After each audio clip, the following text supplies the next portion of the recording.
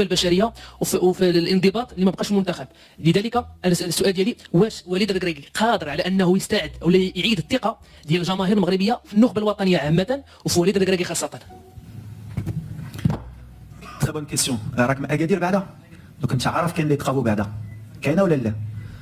انا باني بالعكس، الجمهور تيق فينا.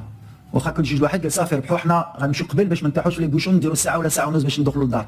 هذه خصك تقولها ملي لي زاكسي ما كاينينش، باسكو سون انفورماسيون ما هياش هي هذه. وغدا واخا تربح بثلاثه ولا بجوج ولا غيمشيو قبل، بغيتي ولا ما بغيتيش. دونك هي هذه لا بون انفورماسيون. الجمهور كونتريمون اللي كتقول، الجمهور معنا، الجمهور تايق، الجمهور كيبغي هاد الفرقه، كيبغي هاد الوليدات، كيبغيو زياش، كيبغيو ابراهيم، كيبغيو هاد الفرقه مشايه تفرج المغرب.